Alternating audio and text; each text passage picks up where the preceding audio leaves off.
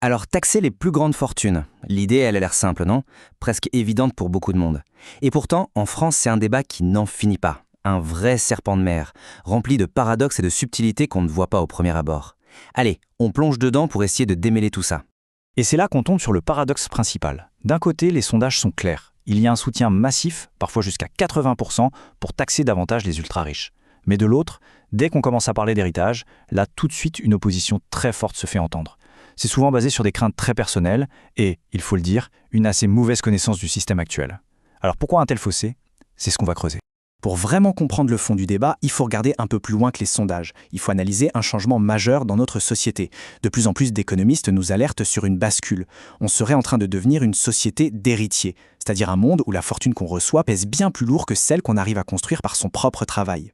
Ce graphique, il est parlant. Il montre à quel point cette transformation a été rapide, voire fulgurante. En 1970, un peu plus d'un tiers du patrimoine total venait de l'héritage. Aujourd'hui, c'est 60%. En l'espace d'une seule génération, la balance s'est complètement inversée. Et ça, évidemment, ça pose des questions fondamentales sur la méritocratie, l'ascenseur social et la valeur du travail. On entend beaucoup parler de l'impôt sur la mort. Ça fait peur. Beaucoup de gens s'imaginent que l'État va venir se servir sur le fruit du travail de toute une vie, celui qu'on veut laisser à ses enfants. Mais que disent les chiffres? Pour la grande majorité de la population, la réalité est très différente. Et voilà le chiffre clé, un peu surprenant. Tenez-vous bien, en France, 4 successions sur 5 ne sont tout simplement pas imposées. 0 € d'impôt, pas un centime. Comment c'est possible? Grâce à ce qu'on appelle des abattements, c'est-à-dire des seuils en dessous desquels on ne paie absolument rien. Et cet abattement, il est plutôt généreux. Chaque parent peut transmettre 100 000 € à chaque enfant sans aucun impôt. Donc, pour un couple avec 2 enfants par exemple, ça fait 400 000 € qui passent, totalement net d'impôts. Et ce n'est pas tout, ce mécanisme peut être réutilisé tous les 15 ans via des donations. En réalité, le taux moyen d'imposition sur les successions en ligne directe, il n'est que de 3%. D'accord, donc si la majorité des gens ne payent pas d'impôts, où va cette richesse héritée? Eh bien ce graphique, il est sans appel. Les 10% les plus riches reçoivent la moitié de tout le patrimoine qui est transmis. Pendant ce temps, les 50% les moins riches se partagent seulement 7% du gâteau. L'héritage, on le voit bien, est donc extrêmement concentré au sommet. Bon, maintenant qu'on a vu comment ça se passe pour la plupart des gens, on va changer de monde.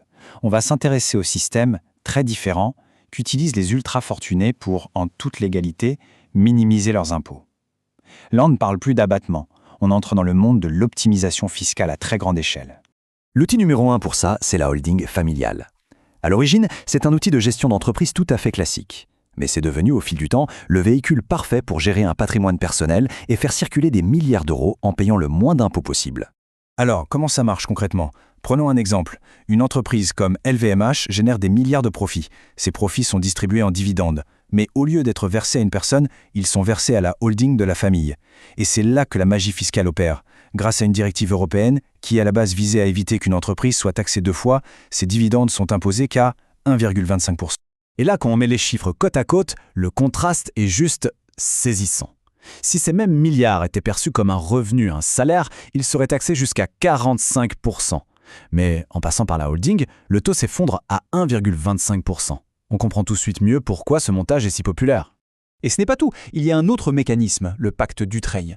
À l'origine, l'idée était louable, aider les patrons de PME à transmettre leur entreprise à leurs enfants plus facilement. Mais ce dispositif a été complètement détourné. Il permet de transmettre une entreprise avec une fiscalité quasi nulle, autour de 8% au lieu de 35%. Aujourd'hui, ça coûte 5,5 milliards par an à l'État et ça bénéficie quasi exclusivement aux plus grandes fortunes. Face à ce système, disons, très optimisé, une nouvelle idée a fait son chemin, portée notamment par l'économiste Gabriel Zucman. L'objectif est assez malin. Arrêter de courir après les revenus et les transmissions et taxer directement le patrimoine là où il se trouve. La force de cette proposition, c'est sa simplicité. On ne parle pas de tout le monde, loin de là. Elle vise un groupe très restreint, environ 1800 personnes, en leur appliquant un taux de 2% sur la valeur totale de leur patrimoine. L'idée est de capter une partie de cette richesse qui aujourd'hui échappe à l'impôt, et ça générait des recettes très importantes pour les services publics. Évidemment, dès qu'on parle d'impôt sur la fortune, il y a une question qui revient systématiquement. C'est l'argument massu, la menace de l'exil fiscal. Si on les taxe trop, ils vont partir. C'est une objection sérieuse et la proposition Zucman y a pensé. La parade s'appelle l'exit tax ou la taxe de sortie. L'idée est assez simple en fait. Une personne qui veut quitter la France pour des raisons fiscales peut le faire, bien sûr, mais avant, elle doit s'acquitter d'un montant qui correspond à ce qu'elle aurait payé en impôts sur les 5 années suivantes. Ça n'empêche personne de partir, mais ça évite que l'État perde brutalement des recettes fiscales. Bon, on a une proposition qui a une certaine logique, qui a même en large soutien populaire, mais qui politiquement se heurte à un mur. Faisons le point sur la situation et essayons de prendre un peu de hauteur pour voir les vrais enjeux derrière tout ça. Malgré le soutien de l'opinion, le projet est aujourd'hui dans une impasse politique. Il a connu une première victoire à l'Assemblée nationale, mais il a été stoppé net par le Sénat. Et depuis, le paysage politique a changé. Le Rassemblement national, qui s'était abstenu au début, vote maintenant contre. La voie parlementaire semble donc fermée, en tout cas pour le moment.